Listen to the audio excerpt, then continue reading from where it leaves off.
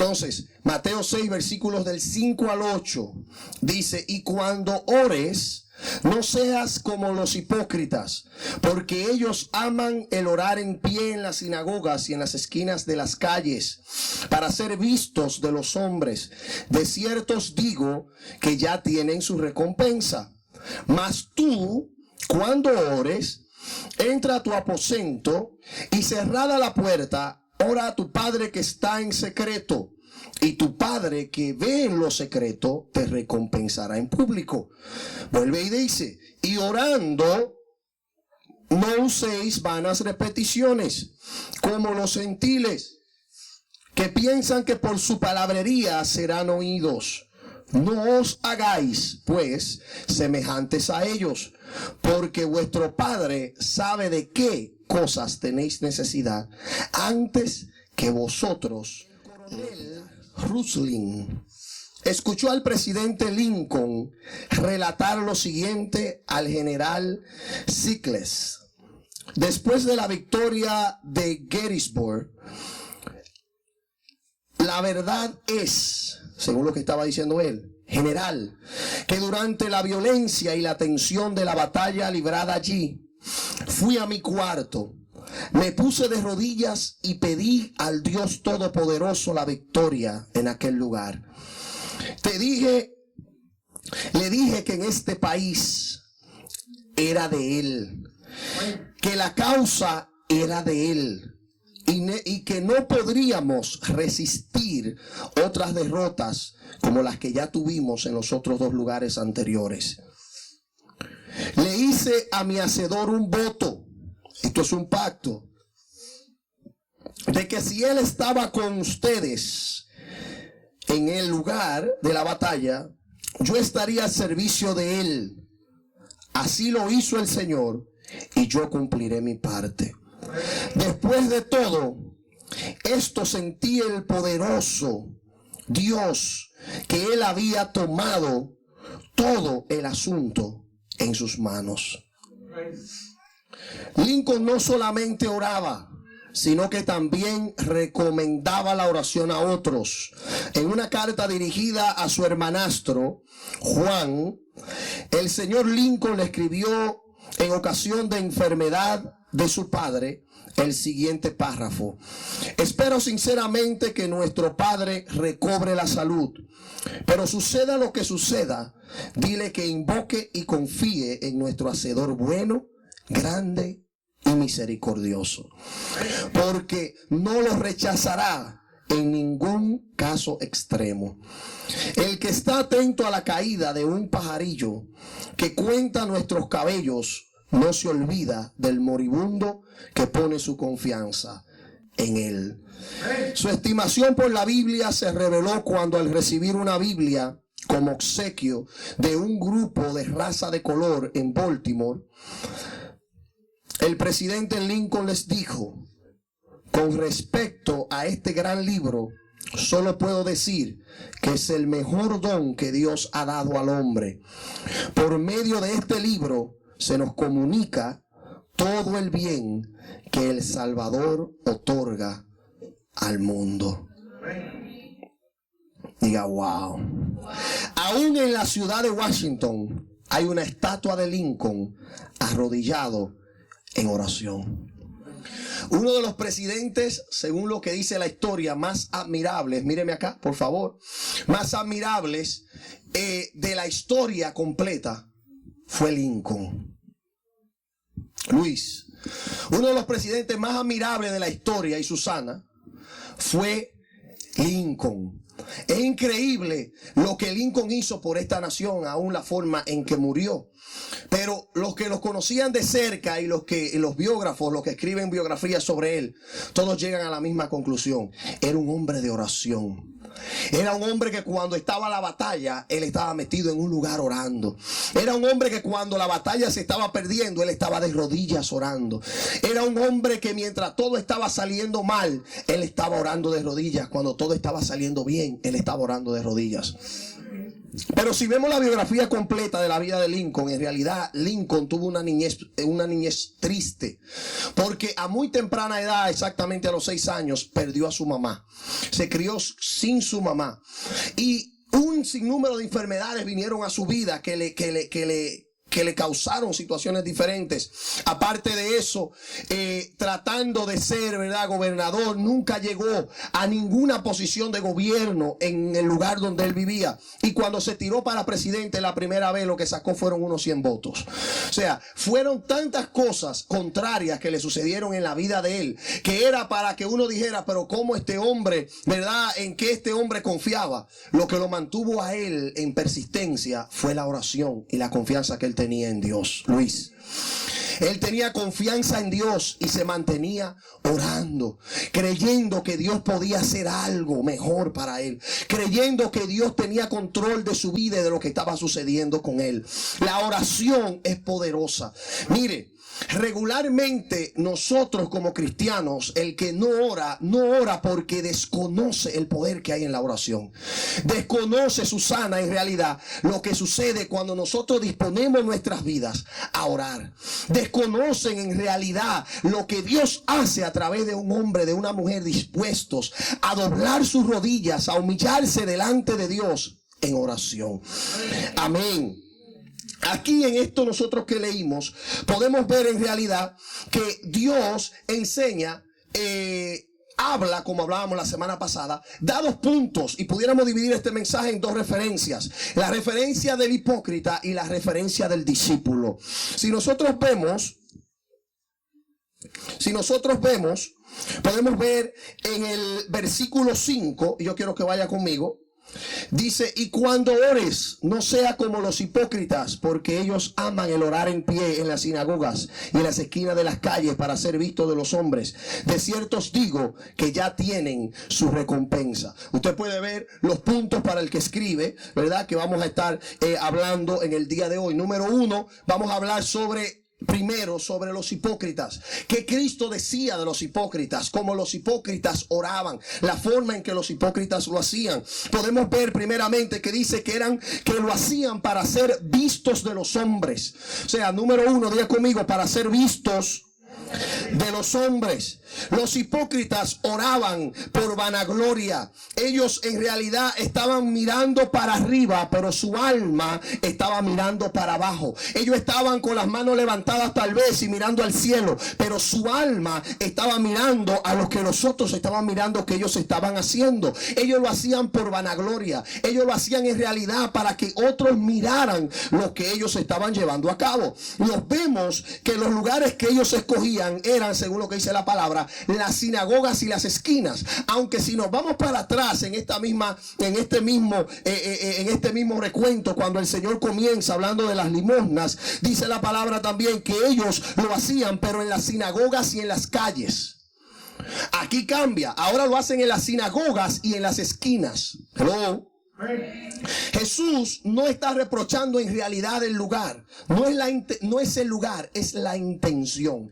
No tiene nada que ver donde usted ore, para que no haya ningún tipo de confusión. Abro este paréntesis y lo cierro. O sea, pues entonces yo no debo orar en la sinagoga, yo no debo orar en las esquinas. Usted puede orar donde sea. O sea, no importa donde ore. La idea ahí es que usted debe orar, no en realidad con la intención incorrecta, no con la intención de que otros miren lo que usted está haciendo y que usted se ve santa o santo espiritual, sino por el contrario, hacerlo con la intención correcta, que es que papá escuche nuestra oración. Así de simple.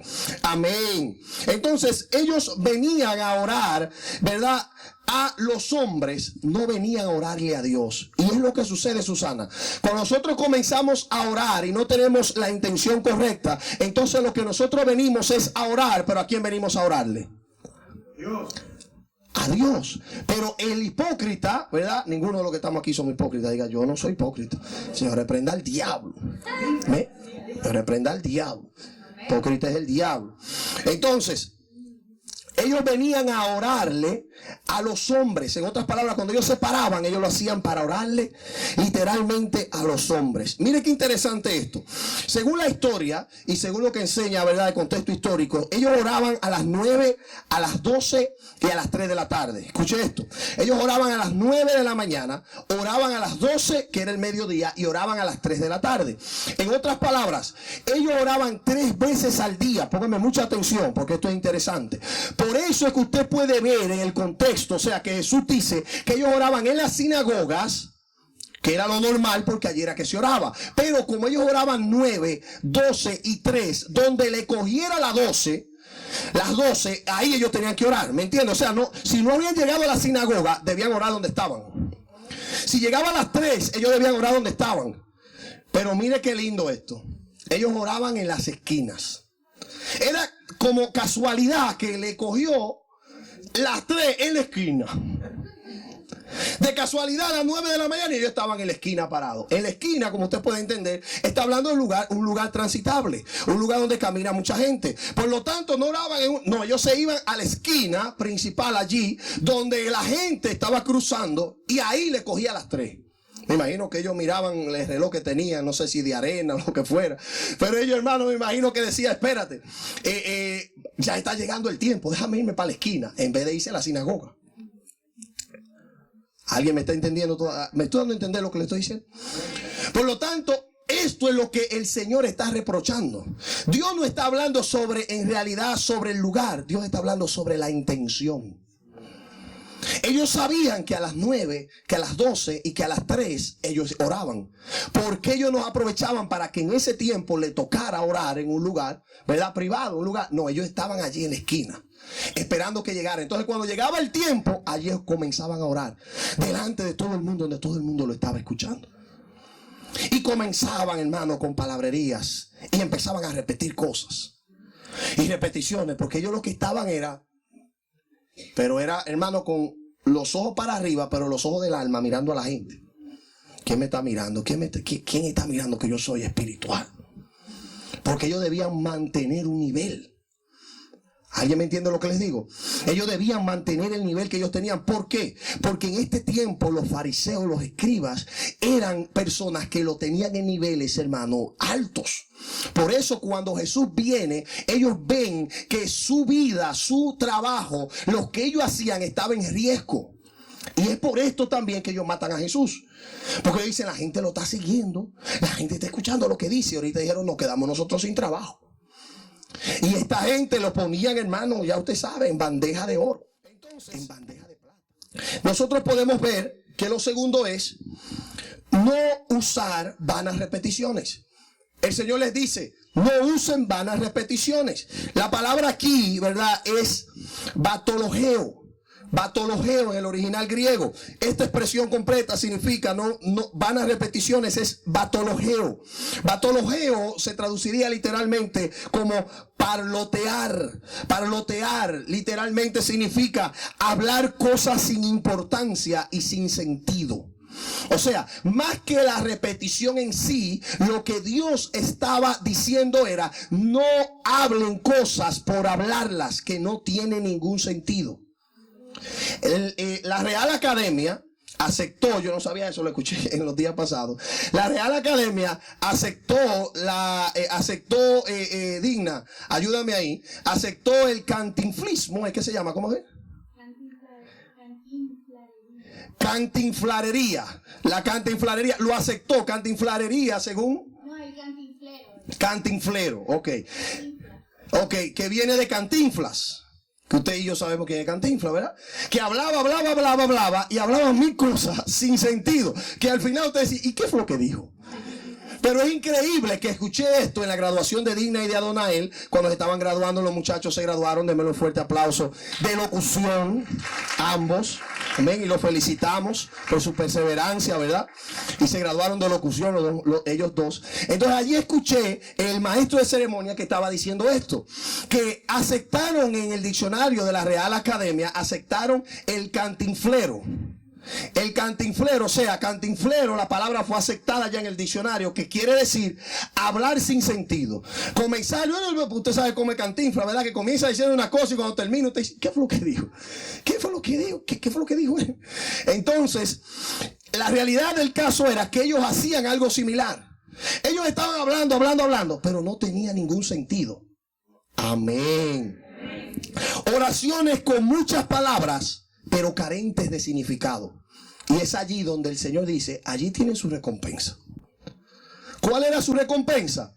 Que los hombres lo estaban mirando y estaban diciendo, wow, qué espirituales son.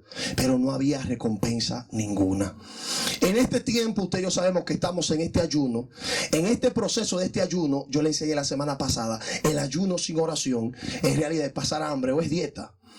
Tenemos que orar a medida también que vamos ayunando. Por eso le estoy hablando de la oración en el día de hoy. Es interesante nosotros entender los conceptos de oración, porque la mayoría de los cristianos, lamentablemente, escúcheme, la mayoría de las personas que se llaman ser cristianos oran 5 minutos y ya no tienen de qué más orar.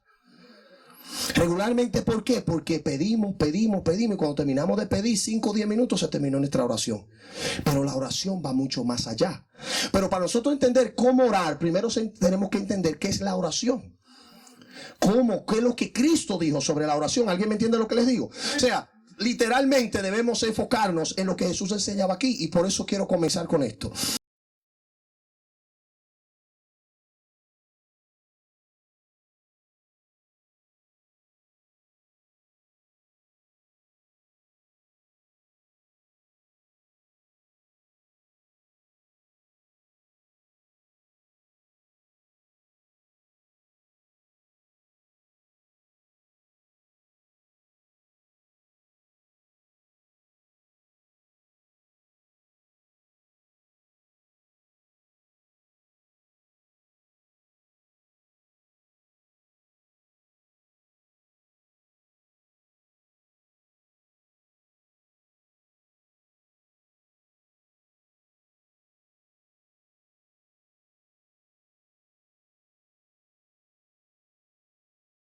Entonces, le dice que no use vanas repeticiones, porque lo que decían, pero no tenía ningún sentido.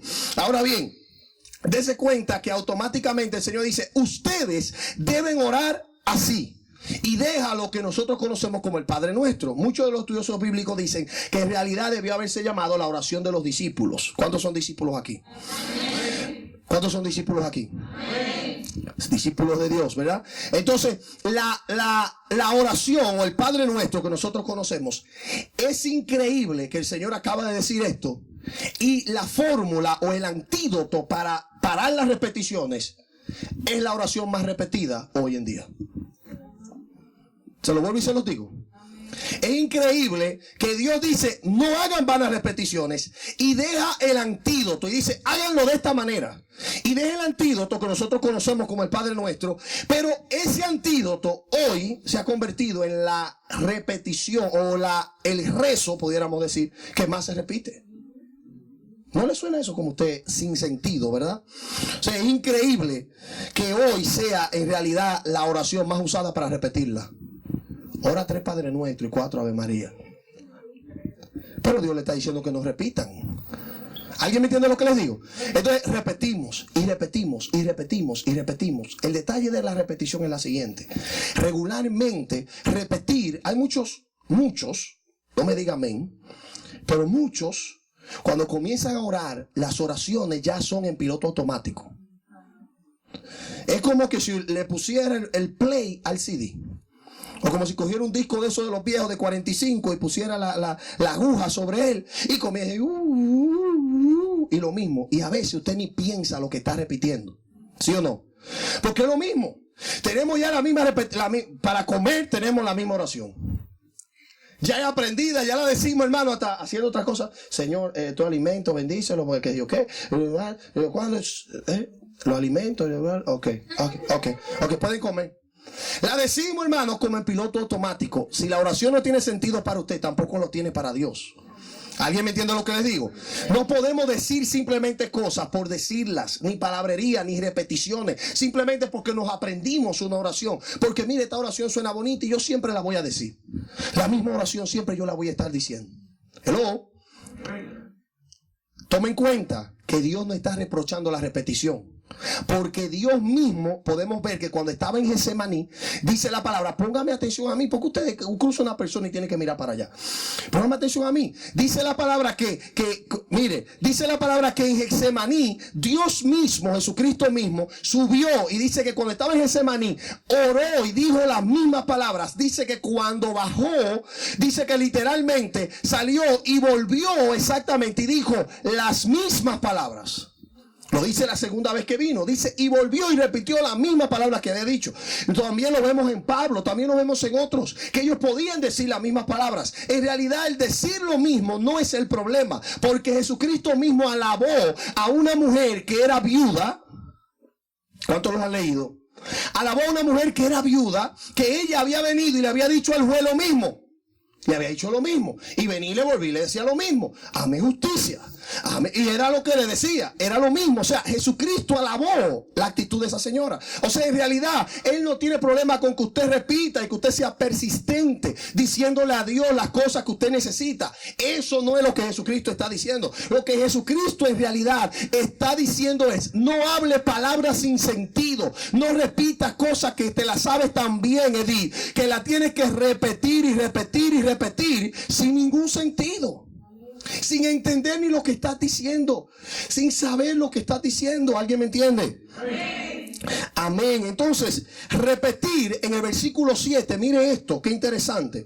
En el versículo 7 dice, y orando no uséis vanas repeticiones, pero mire lo que dice, como los gentiles. ¿Quién eran los que entonces hacían que repetían? Diga, los gentiles, que piensan que por su palabrería serán oídos. ¿Quién eran los gentiles? Para el que no sabe, los gentiles literalmente son las personas que no eran judíos.